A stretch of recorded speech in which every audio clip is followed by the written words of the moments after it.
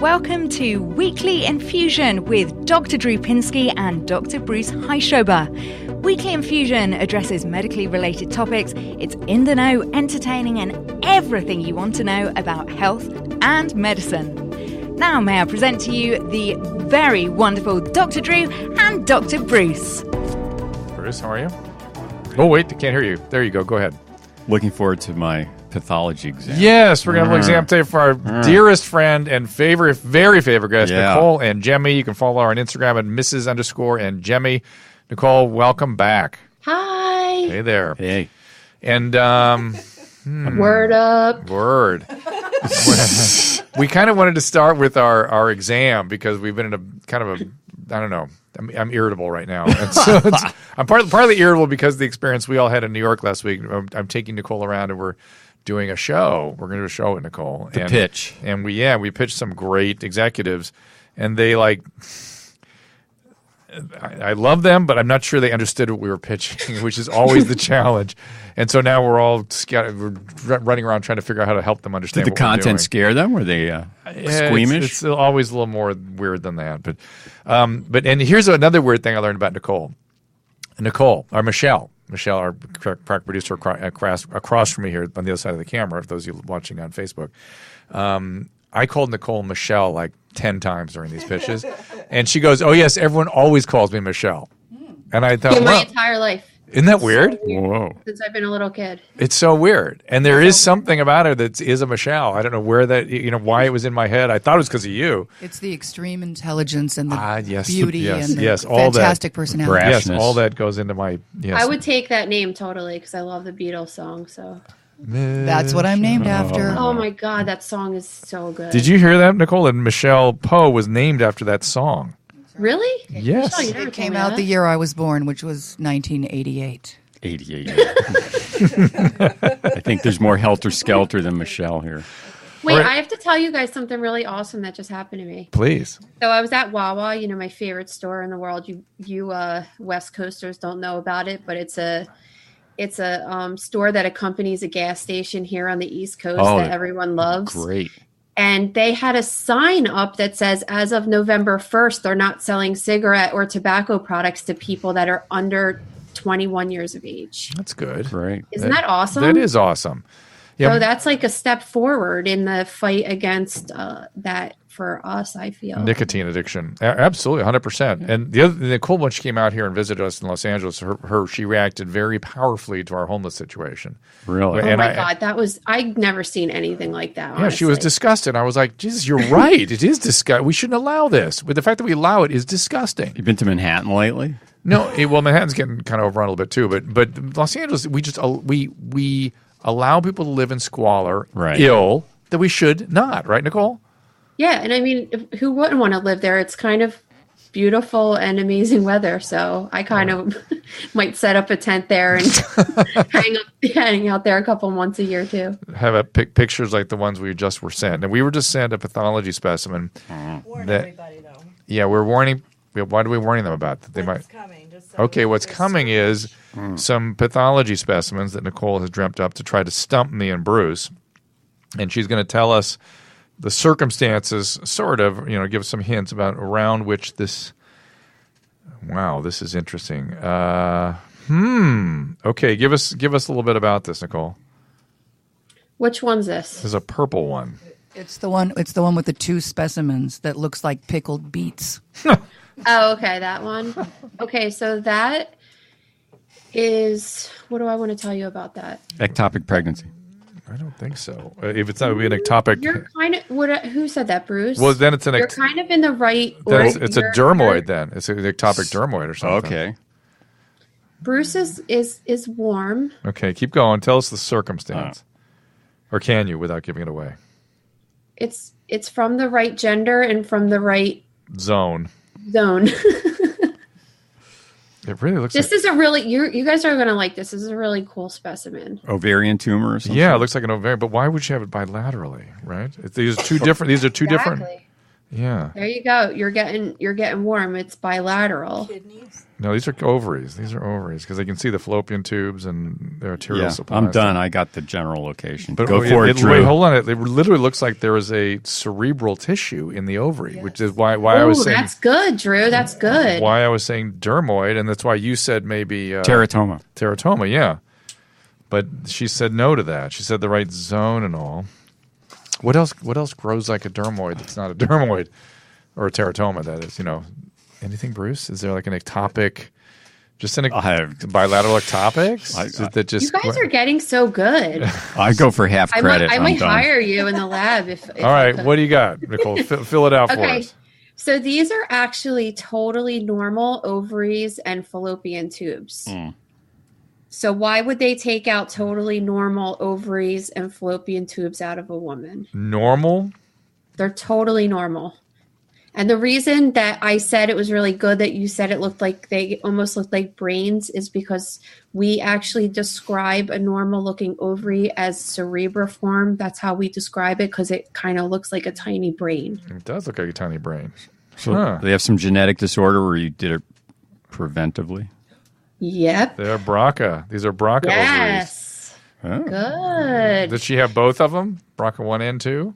So I'm not really sure on this particular case what it was, but basically what happens is if a woman has either their mom or somebody has breast cancer and they get tested for the BRCA gene and they're BRCA positive, they just do what's called a prophylactic salpingo-oophorectomy, which is just a fancy word for taking out your tubes and ovaries. Yeah. So you just don't get ovarian cancer. Actually, Angelina Jolie had this surgery done. And she had the breasts also. Yeah, the breast also. So sometimes we get both or just one or the other, but that would be a case in surgical pathology where you would get a totally normal ovaries and fallopian tubes from a lady. And in pathology, we actually submit the entire tissue to look under the microscope for just like microscopic foci of cancer. Sneaky, Nicole. Yeah, you like that, don't you? You guys did really good. Well, she likes the way we describe before we conclude. I was thinking That's what you do in pathology. I thought it was a You do brain at everything. first. I thought I it was did a too. subdural. Looks cerebroid. But this is a good opportunity to talk about getting genetic testing because Right. we talked to the guys at color.com. Yeah. Nicole, there's a spit test you can do for $250 at a place called color.com. We're not involved with them, but I did their testing, and I have what's called a Lynch syndrome, MSH6.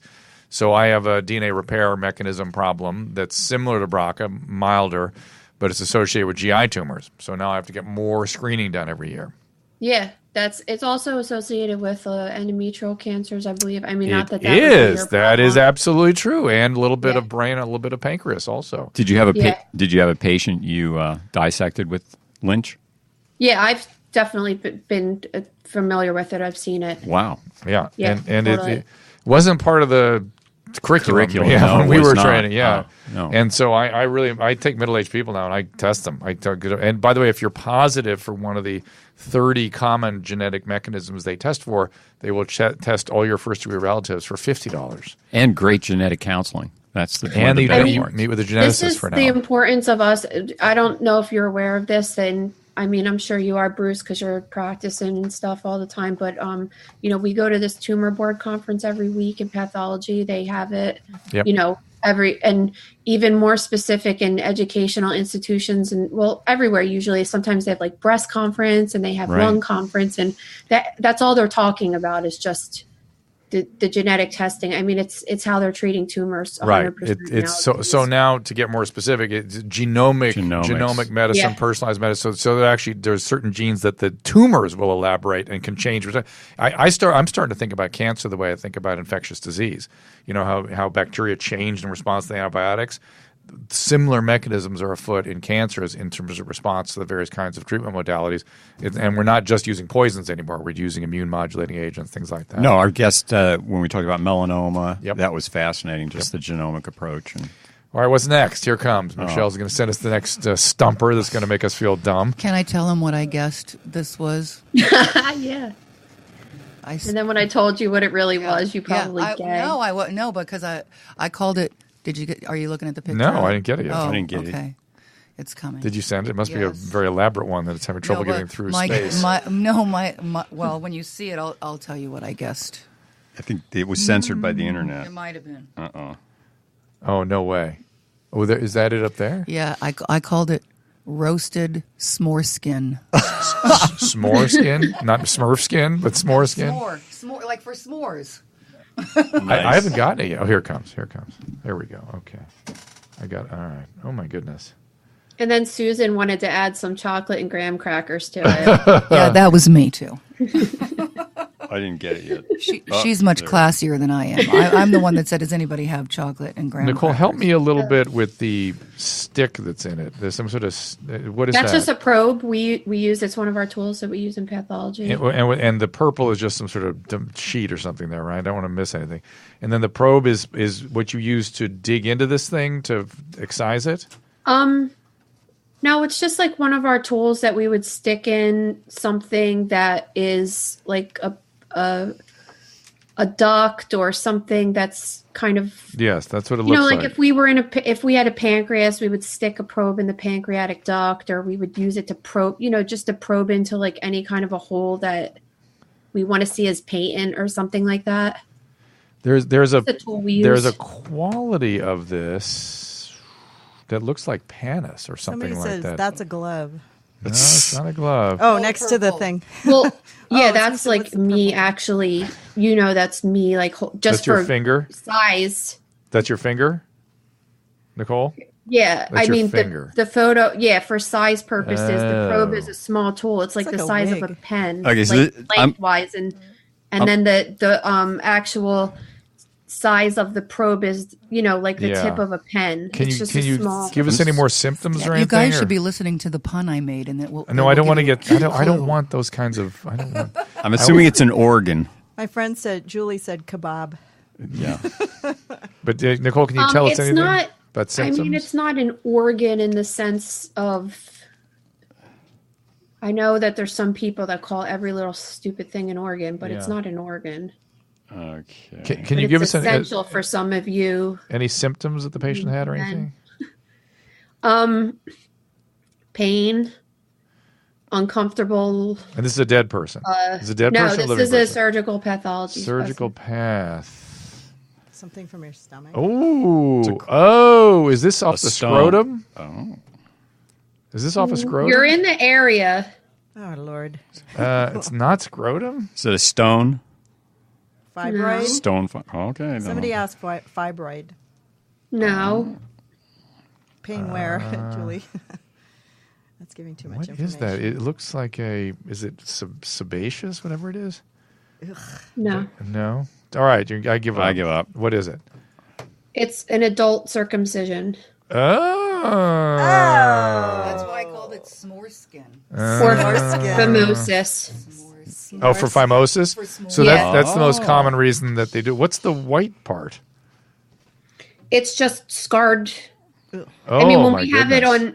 on it, when we have it on African American skin, and it just from the chronic scarring over the years, Wow. it just turns the skin like different color. Tell me Oh, the my crazy, goodness. the paraphimosis, because those are the crazy ones. They come when the come out the skin side? slides down and it can't go back up, so Yeah. it constricts the end Yeah. of the penis. Yeah, I mean, yeah. those are crazy. Yeah, but that's why they do the well, resection. phimosis is not an emergency. Paraphimosis is. So and sometimes you get ischemic tissue, right? Or you haven't seen any of those. We get ischemic tissue for like Fournier's gangrene from that area, but I've never really seen. No, I've never really seen it. Paraphimosis, where the foreskin goes down and won't go back up. But And- that's Yeah. that's sort of the reason they have the circumcisions is they're having things right, like but I mean, that happen. right. So, But those are the ones in the ER. yes. We don't in fact with kids, 90% of the time with a phimosis they'll respond to like a steroid cream and over a period of a few weeks to months. They'll stretch out. Yep. Want to just So you never want to tell a kid in the ER that it's a phimosis. Tell the parents it's going to need a circumcision. That's sort of you tell the a parents faux pas. that? You don't. Never tell them. What do you tell them?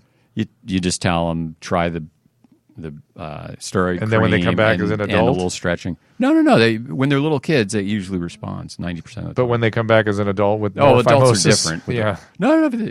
Yeah. There's that's a whole other thing, a sensitive issue recommending. Yeah. If you don't want phimosis, you have a circumcision. Right, but If- don't recommend. It's sort of politically incorrect these days. Don't tell people they need to be circumcised. No, Parents they don't need to do kids. anything. Right. They don't need to do anything. They Yeah. can if they'd like to, if they want to get rid of this problem. Right. There's a way to get rid of it permanently. They Right. don't have to. And doing the other stuff may get rid of it permanently too. But that's pretty. Yeah, that's pretty. So What? the white You're part. gonna make That's me what all I thing was. that bothers me with these adult circumcision specimens that we get is that it's a very, very large piece of tissue.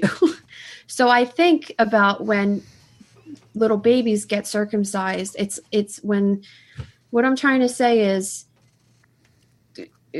If you're going to do it young. are you missing that as an adult when you're an adult that's circumcised like normally as a child and you grow up? It's like a Well, there's a huge- whole movement to have men regrow the foreskin. Have you seen those things on the? No, seriously. It comes No, every 10 seriously, years. like, Yeah, I was every 10 telling my years. husband if we had a boy, I didn't want him to get circumcised, and all my friends were like, "Why?" Blah blah blah, and I was like, "Because it's a big chunk of tissue." Oh, not Like, at that age. Not at that age. No. The No, I know at that age, but I'm saying like, if it were to grow, like it's a junk that is missing as you're older. A junk You that's know, missing.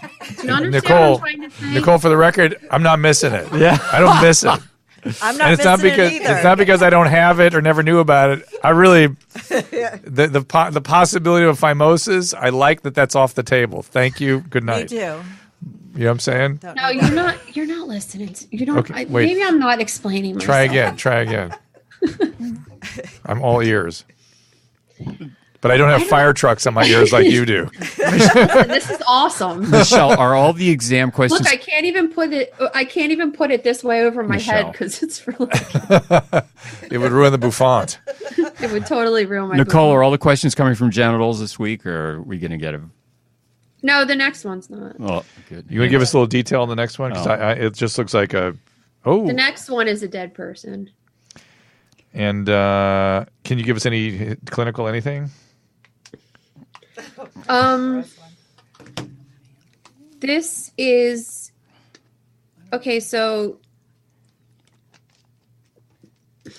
Was it a traumatic death? That's a rat trap Yes. in the Pinsky Traumatic death. it's a household. traumatic Okay, death. hold on. and there's What- only, was it there's a- only one way. There's only one way to really cause this trauma. And was this a head and neck trauma?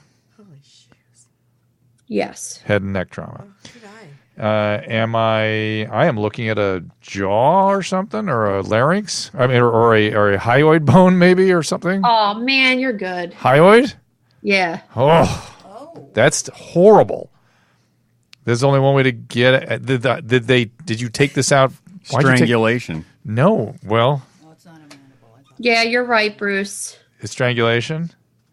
Yeah, that's the only way to really break. I mean, there's other ways to break it really kind Yeah. of if you really tried, Yeah. but that's working in the ER, you don't commonly come across that as a broken bone, right? No. It's the only bone. It's the only bone in the body that's not articulated. Very right. Has no. Has Well, What does that mean? no, that's no not joints. true. What else? What about the patella? It articulates, though. I mean, it articulates with a joint. It's in a joint. Yeah, it's part of a joint.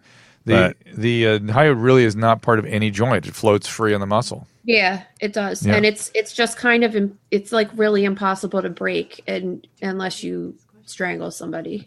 So we have to explain to people what the hyoid is. They're not getting it. Nicole, Yeah, try. what is that? Somebody said, Michelle. It's a hyoid bone. Oh, hi, Michelle. It's in your neck. But go ahead, Nicole. So it's in your neck and it's kind of, can you see me?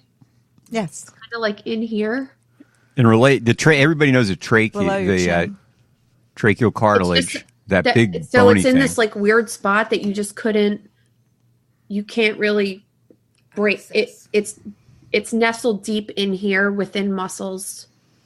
So it's not like, when Bruce works in the emergency room and people come in with broken bones of all sorts all the time. And it's not one that people could just come in and say, I fell down the steps and I broke my hyoid. Like it just like it doesn't happen. So if someone came in, if you do an autopsy and you find a broken hyoid bone, it's like, it's also associated with other things that you would see like hemorrhage in the strap muscles and stuff like that. But you would be thinking like heavily that the person was strangled. So when she says hemorrhage in the strap muscle, she means hemorrhage. It's like somebody Like really in these squeezed so muscles, hard here. Yeah, you would look for like a lot of different clues as well. Petechiae eye and above, and the face, eyes. Yeah, in the eyes and things like that. So Karen asked the same question I did. What's that? What does it mean that it isn't articulated?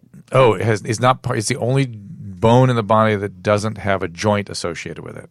Like, see, I think everything's got a joint somewhere. Hyoid is just floating free in these muscles here in the neck. Yeah, everybody can feel their thyroid cartilage, right? That big bony like thing in your the front, and jaw it's is here, above. It's right above and all that. this is not bone, and it's just kind of hanging out here. Yeah. It's not really associated with a group of bones, if that makes sense. So, Michelle, are there more? What is the purpose of it? Somebody asked. Evolutionarily, it had. I remember once hearing about it. It has no purpose in the human, really, except maybe to protect, some of these structures in the neck a little bit. I think it is articulated in like birds or something. I don't know. Right? Somebody look it up. Michelle's looking it up. Because they no use their clue beaks and tweet? Yeah, it's something. It's part of evolutionary. It's like our appendix. It's part of evolutionary heritage. It doesn't really do much right now. No, but so you have your thyroid, and above the connective tissue attaches to it above the thyroid cartilage. So I don't know purpose. It's part of the fortification, the structure in the anterior neck. So. You'd argue that's why it stayed around. But what was it originally? Go ahead, Michelle. It says the hyoid bone provides attachment to the muscles. No. What's the original? What's its original evolutionary heritage? Yeah. Give me another two. Yeah. It had some other. It had some other purpose in lower mammals or birds or something. God put it there for a reason, Drew. Shannon asks, in autopsy, how is it harvested? Ooh, that's interesting, Nicole. What do you mean harvest? How do you get it out? We don't take it out unless we don't check it or take it out unless there's a suspicion that the person was strangled or there was, But it is a weird thing to cut out. How do you get at it? You could get it out. I mean, I've taken it out on people just to show my students and stuff. So so when we do an autopsy, we do like a V incision right here because we want to keep this all open in case the person wants to have a viewing. We do that on everybody. Just even if they tell us the person's getting cremated, we still do that just because. Just in case. Last minute, people change their mind and stuff. Yeah. So we do a Y incision, but it's kind of a V from where you're seeing me right here. Mm-hmm. And we basically lift this entire flap of skin up and dissect this all up. To basically, I do it like all the way up into here, underneath of the skin. And then you could kind of grab it when you're underneath of there. Because once all of the skin is up, you could see all of the muscles here. And then you can grab it when you're underneath of there. But in a normal autopsy, it's not a bone that we would analyze just cause. We don't like harvest it on every autopsy. That would just be something that would be done in a forensic autopsy if they were suspicious of strangulation. If they saw like hemorrhage on the neck, and then they would be like, oh, let me see. And then they would dissect up the neck and they would look at the strap muscles and then they would see hemorrhage there. And then that's when they would analyze the hyoid to see if it was broken. But we wouldn't even look at it in a normal autopsy. And Nicole, it is the holiday season, so at your house, do you do the turkey instead of somebody else, or do you the one with the electric knife? I'm just curious. I don't cook. What do you think? Maria's cooking. I see. Maybe you'd carve. That's what I'm saying. You don't have to cook the turkey. No, but I always we always get the wishbone. I have some collection of wishbones, which is kind of like I always think of the hyoid when I see wishbones. So somebody wants to know how you work with your cool nails, which she has the most. Oh yeah, nails. Everybody asked me that. I wanted that too. Actually, I've had them since I've been like 17 years old. They're like a part of me. I could dissect really easily with them. I mean, it's just poke around. They don't get in the way. They're like extra tools. Now, also on Instagram, you recently you showed what I thought was a terribly appropriate and really interesting resuscitation effort. Sorry. And what? Now let me ask, where did that come from? Where did that particular video come from? Someone from another country sent me that photo or that video. And so there was no liability attached to that, no issues, or were there concerns about the ethics of putting that up? Did you have any concerns about that? No, I don't. I mean, it was a video taken by a doctor in another country. I don't know where he got it from, but he sent it to me and told me, I asked him if I was allowed to post it, and he said yes. And so you posted it, and I thought it was your description of what was going on there was very appropriate, and it was illustrative of something. Bruce, you might do this in the ER, right? Used to. Yeah, I used to do this kind of stuff. It's not that big a deal. I mean, it's just you. When you say used to, is it because that's a technique that is not performed commonly in the United States? Well, I'd say that's something you just don't practice. We used to do it for blunt trauma, and now that's it doesn't change the outcome very much. Right. That's why they don't do it anymore. And also, I'm not at a trauma center anymore. So. Oh, okay. Yeah. I'm just curious. And I'm old.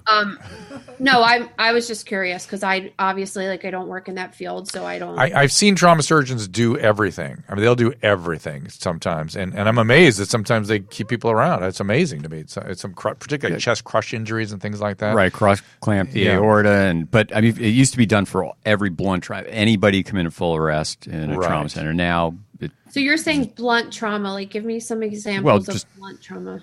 Non-penetrating, so stab wound to gunshots, penetrating but blunt. You get, in a car accident. Just okay, because this particular patient was shot in the chest. Right. So then, that's when you hear the heroics with putting a finger in the hole or just suturing quickly the hole in the heart and people surviving. But if you can do direct cardiac compression, repair the problem real quickly. But with blunt injury, the resuscitation rate's like 0. So hold on. So is that even a thing that you can suture a hole, a gunshot wound in the hole, and a person can actually survive? Oh yeah.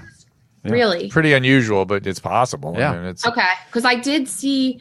It seems as if that video came on the tail. A lot of people were pissed off that it was being recorded. Yeah. And I don't have time to kind of describe what's going on in every single post, but it seems as if that was the resuscitation was happening on the tail end of that guy dying. Yes. If you notice, the nurse kind of pulled the bag away at the end, and it seems as if they were just kind of playing with the heart at the end just to show what they were doing. Like it was already dead. Probably it was like a teaching thing. Yeah, exactly. I mean, you warn people before they go to your site. First of all, secondly, it's not a HIPAA violation unless the person's identity is known. Well, his face was. I think people were upset at the face. You kind of make out, but I loved Nicole's response, which was.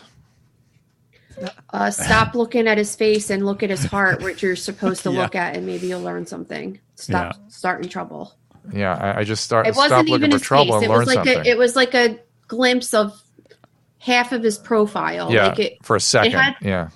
My page has nothing to do with trying to show who anybody is. It's not.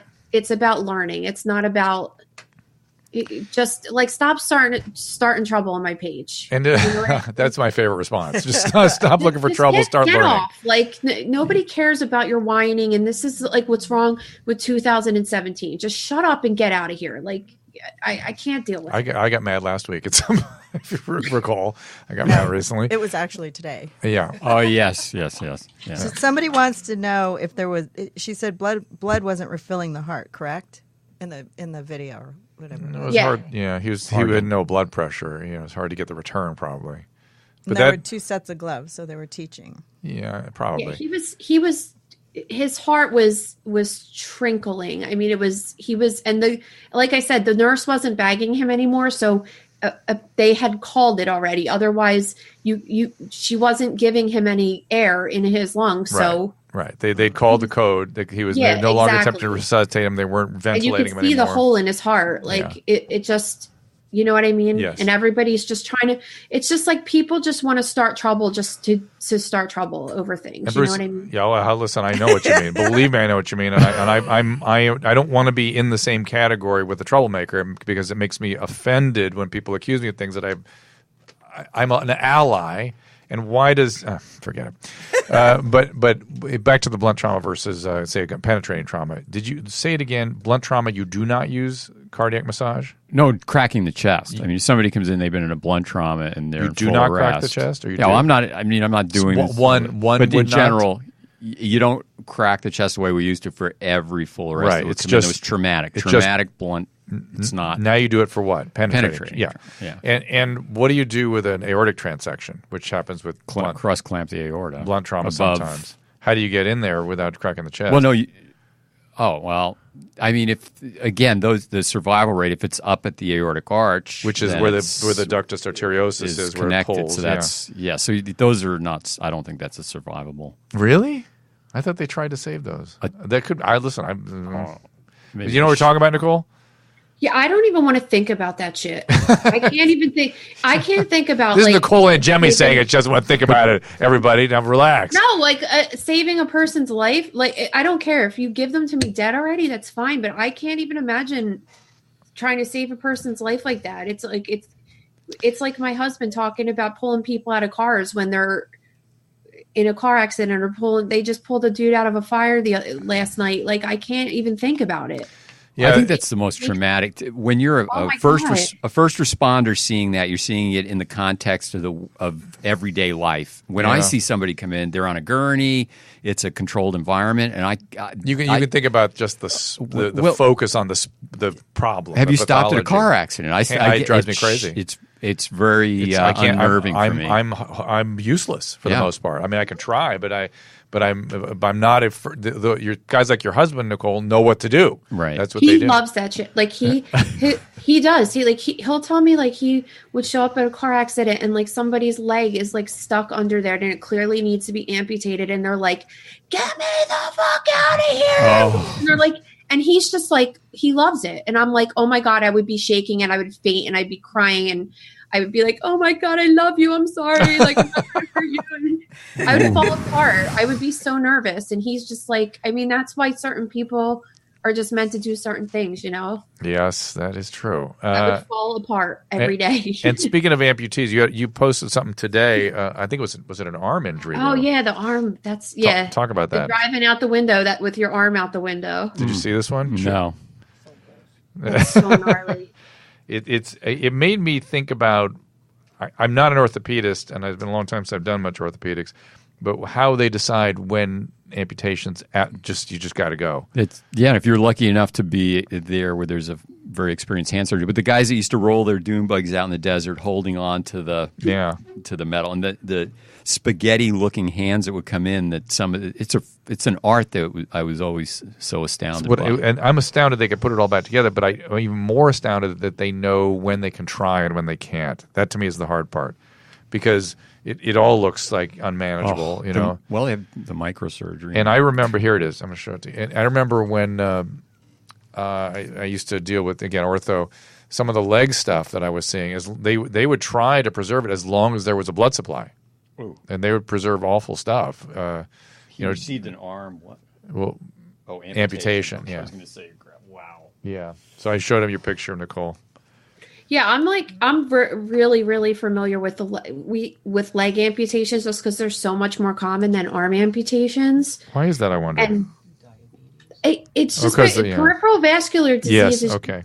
Right. Is just worse in it just is in the legs. I'm just it's because of further distance, because it's further from the heart. Yeah, you know, that's right.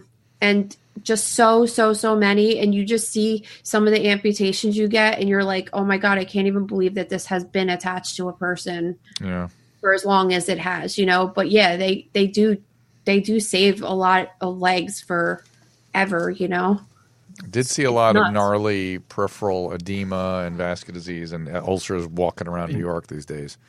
Oh yeah, in the homeless population. Yes. And then, so what's happening in Manhattan? The homeless population's getting out of control again? It's I think it's spreading too. When I was there in July for the first time, and everyone goes, "Oh, this is just the spread of the Occupy Wall Street people. They used to be down Occupy Wall Street, now they're just sort of spreading across the island." For the first time, I think it was like on 35th Street, walking from the area you guys are having your apartment to Midtown. Yeah. I saw people just walking by shooting up heroin, and I'd never really seen it. But right out, that's block away from the police station. Yeah, that stuff used to go on all the time in the 70s, all the time. And you got to remember, the 70s, the decay of New York happened in like 15 years. It was, Woody Allen's New York, and then it was. But then at Hudson Yards and to Midtown, it's more gentrified, and there are people there. I lived in New York, but in the 70s, it seemed like it was more compartmentalized. You'd go to certain areas where here I was seeing it where I didn't expect it. So I don't know. Something's going on. Something is going on. All right, Nicole, what else are you working on these days?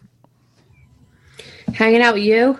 Yes, we're hanging on. We're trying to. Anybody that would like information, where should we send them? Michelle Poe? Should we, or go to doctor.com and send us a contact email, because we are working hard on giving Nicole another platform. But I'd like Michelle's. One of the things I think there are Michelle less. and Nicole. You guys got me started doing that. Yeah. But I don't Nicole, even know who. I'm like trying to answer to Michelle now because I don't know if you're just going to start I'm calling going to call me. you Nicole from now on. But I think Dr. Bebo at Jefferson called me. She was my cytopathology boss when I worked there. She called me Michelle my entire career there. It was so funny. Interesting. I'm going to have you once again just review your little how you got into the work you're doing right now. But I'm going to let Bruce finish what he was saying. No, I was just gonna say, I think there are fewer voyeurs. I know a lot of people learn from your Instagram site, and I think it stimulates some people to go into medicine or go further in it. Yeah. A lot of people I walk in the ER, and I've had more people go, "Oh my God, you know Nicole Angemi. Oh my God!" And it's so people in the medical field. Oh, they dig it. They like we it. walked around town with her here. People would stop in the street and talk to her. They know her. I hope you're monetizing it adequately. So, talked about how it happened, how you got into this field. She started in the cytopath, right after she got her shit together, right? Yeah, so I started college to do nursing because a couple of my cousins are nurses. And then my first day of biology class, because I dropped out of high school, so I never took biology like ever in high school. She was a teen mom. So yeah, I'm totally teen mom. I dropped out of high school when I was 16. So I started college and I took biology and I was like, oh my God, I love this. I was looking under the microscope. So I go to my teacher and I'm like, is there a job I could get looking under the microscope all day? It was like my first day of class. And she so happened to be a medical microbiologist, like working in the hospital. And she was such a dork, So she was like, oh my God, yes, you could do this and you could do that and you could do this. So she like was my buddy, from the very start. So she told me all about, being a lab tech and being a microbiologist and cytotech and a histotech. She told me all about all these jobs I could get. And I kind of thought that cytotech was like what really appealed to me. And that's basically a cytotechnologist is looking at pap smears and stuff under the microscope. So you kind of sit in a cubicle all day and you just like look at slides under the microscope all day and you get to diagnose diseases. It's pretty cool. And you work like side by side with the pathologist too.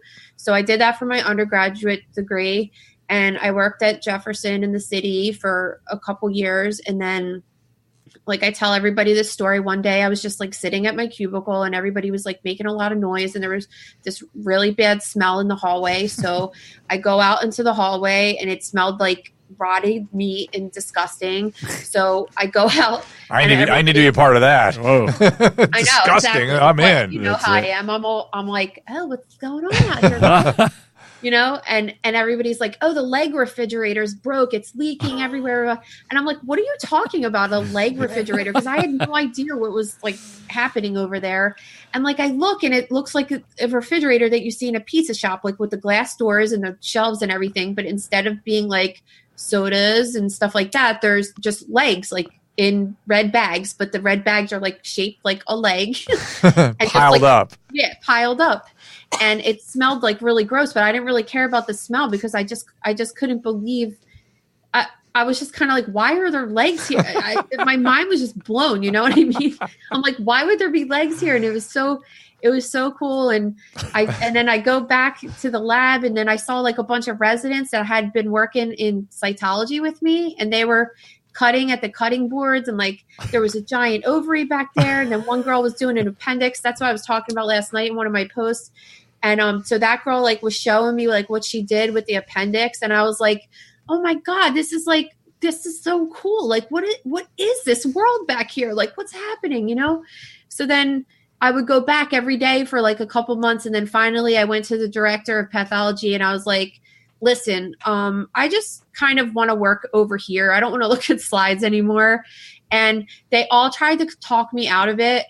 And I said, I think there's this program called Pathologist Assist, and it seems like I could go to school at Drexel here.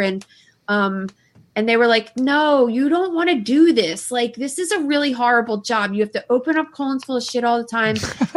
Bloody, the placentas of this, autopsies is disgusting. You have this like cush job where you sit there and look at microscope slides all day and it's like nice and clean and you're wearing a dress and like you're not dirty. And I was like, no, dude, I want to be over here. I think I want to be over here. I think I can handle it.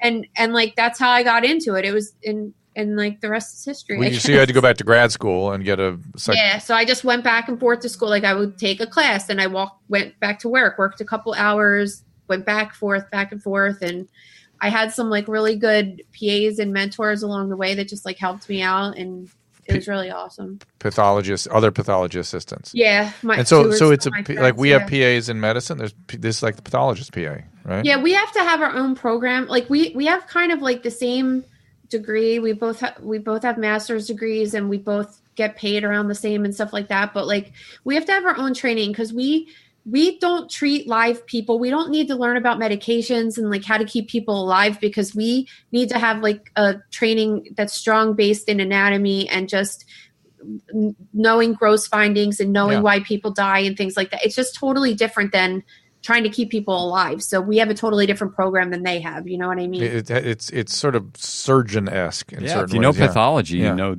medicine. Yeah. So I feel like, I mean, honestly, I think that my personal opinion is that I think physician's assistants should be like, I think we should be physician assistants. And I think the thing should have been set up the same way that we did almost like a residency and whatever we wanted to do.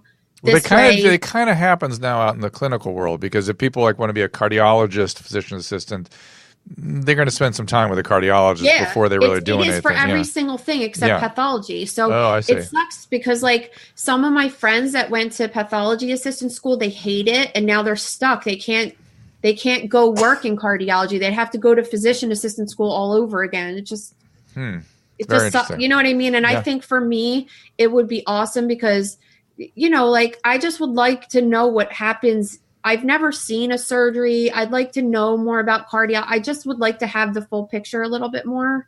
So are you advocating I would like to have those rotations? More training, more clinical training. I'm looking at your appendix, which is a pretty nasty looking appendix, right? The one that you put up? It's all right. It's pretty swollen. It's inflamed, but it's not. It's not ruptured or anything. I was like, it's not. Yeah, it's not ruptured. It's not that bad. Is that a paniculitis attached to it, or is that just the color? No, that's just the mesoappendix. Okay. It's just like the blood supply to the appendix. Here's a question from somebody on our Facebook. What was your hardest case to recover from emotionally, Nicole? This is from Shannon. I don't know. It's kind of hard because I don't really. Do the kid ones bother you? Baby cases. Yeah, the kid stuff that most people have trouble with, reasonably. I don't really do that. Like, I don't connect with my cases like that. So they're just anatomy to you more. Yeah, I just don't let my mind go there. Is it more like when you go to the Mutter Museum and see specimens there? Yeah, it's just like that. You know when you exactly like you went to we went to the museum together like last year? Yeah, fascinating. And it's just like that. It's just like you see like horrible shit, but like it doesn't. You have no idea who it is. Yeah. So you're just kind of. I mean, there's been times like I even said in the interview I just did for All Heart Scrubs that like one time I was doing I did a colon cancer case on like a 19-year-old a couple years ago, which it came down as a frozen because she had a colon stricture. And she went to came to the ER, had a colon stricture at 19 years old. You would never think she had stage 3 colon cancer. And then like me and my friend Annette went down to the coffee shop, and the next thing you know, like we hear her mom and her grandmom are like, oh my God, like talking about how her 19-year-old was just diagnosed with cancer. And I was just like, yo, I don't want to see a face. I don't want the connection. Like that's the part we have to have. We have to have that part. That's a little too close to home for me. Like, how about somebody else was asking for a standout post, like posts that you put up that sort of stay with you? You put so many up, I'm sure it's hard to. I don't like any of the ones that, actually, like it's funny because in practice I didn't have any really close cases to me, but now just doing the Instagram, I have cases because I'm actually talking to mothers that lose their children and stuff. Like, I mean, obviously, like that's the worst ones to me because I'm a mom and I have little kids and I also have a bigger kid. So anytime a parent loses their child is like the worst thing in the world to me to recover from, I think. Patty wants to know if you talk to them. Yeah, I talk to anybody that emails me. I have talk to your specimens. No, the 19-year-old's family. No, no. That's not do you- appropriate. No, she means you talk to them while you're working on their bodies. Right. What? No. What? We Do have you talk to macabre- yourself? Do you have voices in your head? Well, that's another. That's a whole other matter with Nicole. Whole other matter. I'm looking. Stay I'm tuned to my show. I'm getting. Was that a theatrical pause, or were you listening to the voice? I'm just getting it's so when you really start scrolling down through your Instagram, it gets overwhelming, even for me. It's really kind of wild. And I didn't notice. Do you block these posts that have the little eyeball with the? No, that's something Instagram does. Huh. I don't know how they. I think that it's probably based on some kind of a computer system that people report it, and then it blocks it somehow. So you see this? It has this eye with a cross yeah. through it. We're trying to. You have to click on it again to see the photo. Right. Well, at least you could do that now. Yeah, I know. For a while you couldn't. Well, there are not enough autopsies being done. Even with the cool right? stuff, I'm like, Right. Do I want to click on it? Whoa. And it's been a lot of hands in there lately. Is there still messed up hands? A lack of? I mean, autopsies are not as common as they used to be, and it was. Yeah, autopsies are definitely down. I think that the pathology residents have to do 50 autopsies in their 4 years of service, which is a lot.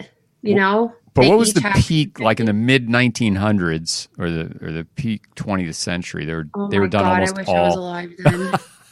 But it's sort of we're missing out on a lot of learning. We're missing out on so much. It's ridiculous. Yeah. Autopsy is the center of medicine. I don't care what anybody says. Well, it sure historically has been. And what's your husband doing riding a bicycle around the Costco or wherever he is there? We were in Toys R Us. I And thought my that went kid out of was business. crying, and he's riding around on the Peppa Pig bicycle. Okay, here's a question I missed earlier. Where do they put the leftover body parts they amputate, and what do they do with them? Okay. Okay, so that's a good question. Yeah. So when we get specimens in surgical pathology, we keep them for a month after they are signed out by the pathologist, which means that's when the pathologist puts the report out that goes to the doctor. And after that month, they get incinerated with the trash, like the medical waste. So they get like burned basically. So we, have kind of big shelves that usually most it just depends on what hospital you work at, but they're either kept in the morgue or we have a special closet that we keep these big shelves and we label Or a leg refrigerator, a foot refrigerator. Yeah, and then we have the in there. refrigerator with the legs, and then the refrigerator for the legs usually keeps like big specimens like panis and like things that we can't put in formalin. Let's explain to everybody what panis is. You know what that Panis is? is my dream surgery. It's like the giant flap of skin you want to get removed after you have like 1 million babies, or if you have like extreme weight loss surgery. Sometimes, It's like a tummy tuck surgery. It's a huge, it's a big, I panis. can't wait to get that surgery. I'm like dreaming about it. I had For that. yourself? Be like one I of the had that episodes of my surgery. show, too. I didn't know they kept it for a month. Oh yeah, they kept your panis. Don't worry. But let me ask this: we early on we're talking about genomic medicine, and one of the reasons you keep the path specimens of the tumors around is to be able to test them later. Well, that's different. So I'm talking about the actual specimens themselves. Like we're talking about like ovary in a jar we keep for 1 month. But now the paraffin blocks, the actual blocks. Well, that's what I want to ask. Do you need actual gross specimen to do some of this newer genomic testing? You just need the blocks. That will give you a genome? To give you gene testing? Yeah. Huh. So the blocks. Because it's not a dye or anything. It's not a dye testing, right? It's an actual DNA test. No? No. Yeah, but usually we send out the blocks just to those companies. And those go? And you keep those essentially nearly forever. Yeah, right. Yeah. The blocks we have. Oh my God! Every hospital just has, and then we like send them out to storage because there's just so many of them. But in the hospital, we have like years and years and years behind, and we keep the slides forever too. It's just, and the paperwork and everything like that. But the actual specimens are so bulky, so we just get rid of them within a month. And then autopsy specimens, we keep like little portions of, so like when we do an autopsy, we can't keep all of the organs from a person because that would take up like 5 jars. You know what I mean? Because it's like a lot of organs. Wouldn't it be like an Egyptian burial site? Yeah, exactly. So we Coptic, keep, whatever they we call actually keep like, no, what we the call jars. stock They'd have all the jars, jars of stuff. Yeah. What will those yeah, have we do names? though. Like we keep one for the brain, and then we keep one for like what we do, like either one big one for sample organs or one for the right side of the body and one for the left side of the body. And we just keep like a little chunk of right lung, a little chunk of left lung, like just chunks of tissue in case we have to go back to it. And we keep those for about 3 months until after the autopsy is signed out. But we can't just like store all, it's just so much to store. You know what I mean? So we have to like be throwing those out and rotating through that. And let's go back to what you said about autopsy being the heart of medicine. To defend that position, what do you mean by that? Because canoptic jars. You just learn everything from whatever surgery you're doing or anything like that. You learn from the autopsy. So you messed up something in surgery, you do the autopsy. Somebody died and you think they died from something else, you learn it from the autopsy. Like the imaging is just not the same as doing the autopsy and holding the things in your hands and looking at it in your hands. It's just not the same. And under the microscope too. You're seeing stuff in the microscope you can't see any other way. Exactly. And there's just been so many times where they're like, oh yeah, this is what this lady died from. And then the family pushes for the autopsy and then we find something else. And it might not even be something else that's super crazy, but it's just like, you know, I don't understand why. I do understand why people are against it, because then it holds you liable if you find something else. And then I'm not sure it's liability. I'm not sure that's the issue so much as just the delay and people's grief and stuff. And they just don't want to deal with it when they're there wrapping things up with the family. They just don't want to bring that up. It's uncomfortable to do that. But I was thinking about almost every ICU, every person that dies in an ICU, I bet you could find 5 things you didn't know about. They said a lesion for each 10 years over 50 years old. I remember the pathologist used to tell us that. But what? That everybody, once you hit 50, every 10 years you get another major lesion in your body. Remember? And then you can find it at autopsy. You can find it. Well, but how about in ICU? I mean, people die of kidney, they have kidney failure and they have ARDS. What's really going on in their kidney and lungs is just a guess, right? Absolutely. Yeah. So, and you could really find out what happened. Now, do you get all the forensic cases? So if it's a coroner's case, where do those go? We would get, like, if you work like in a trauma center and you get all those people, especially when I was working in Jefferson and Philly, like people get shot, people, whatever, and they go to the trauma center, you know what I mean? But they go they go right into the refrigerator, and then the Philadelphia medical examiner picks them up. You ever go and watch those? Yeah, I had to for my training. I was there for a couple months. Now, how about overdose deaths? Are you seeing more? They all go to the medical examiner's office. Here's a question from Lisa from MLS. What is that? Would that be high school, middle school? MLS. To your position, how much schooling is required? MLS. What would that stand for? Medical lab scientist, probably. Maybe. He's probably a person that works in the laboratory doing testing on blood. Okay. So from MLS to your position, how much school is required? Lisa. An additional 4 years. Of graduate. She would have to get a bachelor's degree. And then 2 years. She doesn't have a bachelor's degree already, and then she has to get a master's degree. What is your goal for the future? This is from Janet regarding traveling and speaking. Is there a platform in colleges where you could speak? And I agree with that. You should be speaking in colleges. But go ahead. What do you want to do? Besides, we're going to create a TV show. What else? We're going to do that. Ask Michelle. I'm going to be working with Dr. Drew on this TV show that he is hell bent on creating. But think about other stuff you want to do. Any speaking or anything? What other stuff? Yeah, I just want to do everything in conjunction with everything. So I want to do the Instagram in conjunction with the TV show, in conjunction with speaking, in conjunction with the goal being raise awareness about how the human body works in a way that I want everything to work together. And but it's, I feel like I've always felt like your thing was like medical literacy or biological literacy, right? Would that summarize it? Yeah, I just want it to be on the level where everybody could understand. It just doesn't. It doesn't have to be like craziness. It's just No, but I really want to talking. focus in on this because you've always been sort of upset that one of the things that motivated you was that the average person doesn't see what we all see as medical people, and there's just no reason why the average person shouldn't have some exposure and some understanding to that. In fact, the fact that we keep it from them is a sort of a tragedy. Yeah, totally. I mean, and I'm going to keep pushing it in their face. Okay, good.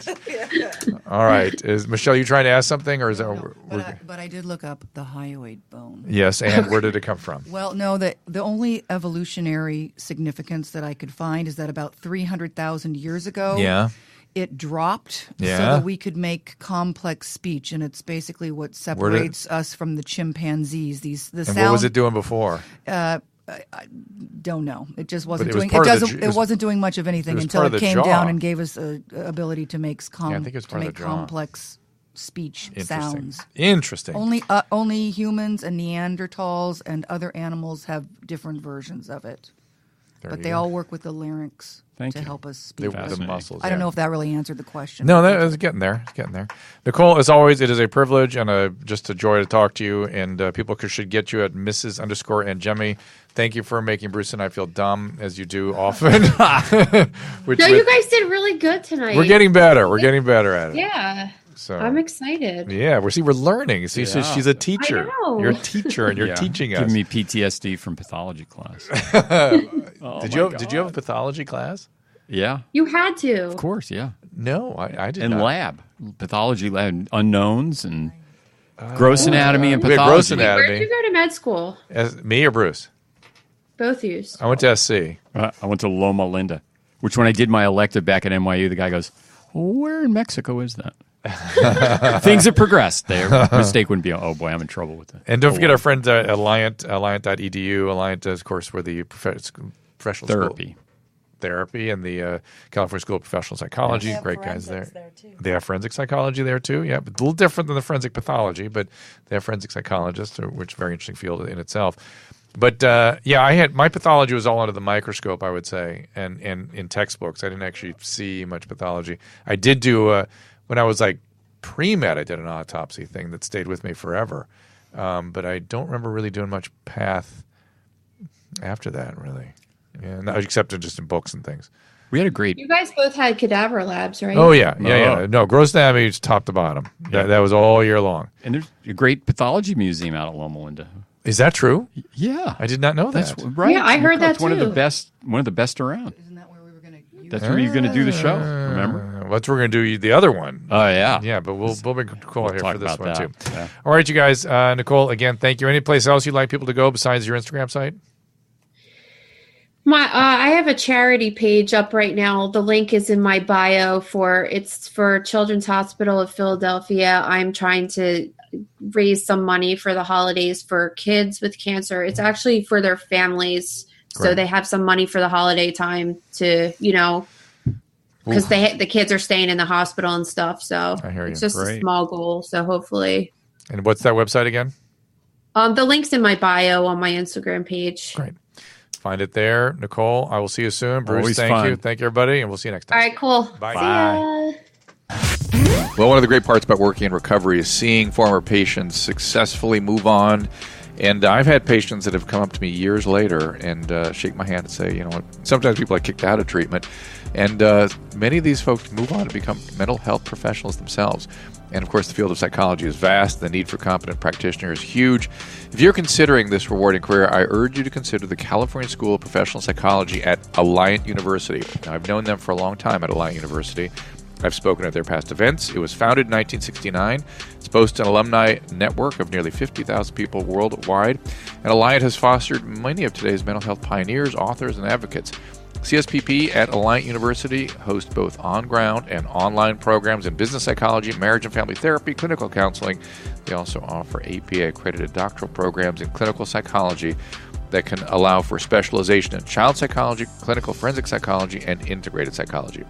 And the faculty is crazy. It's made up of leaders and historical figures like Abraham Maslow, Carl Rogers, Viktor Frankl, some of the true fathers of modern psychology. For more information, and I worked alongside of these students as well, by the way, in the clinical setting, as well as having lectured at the institution. So for more on the California School of Professional Psychology, CSPP, at Alliant. Click the Alliant banner on our website or visit Alliant, ALLIANT.edu, alliant.edu.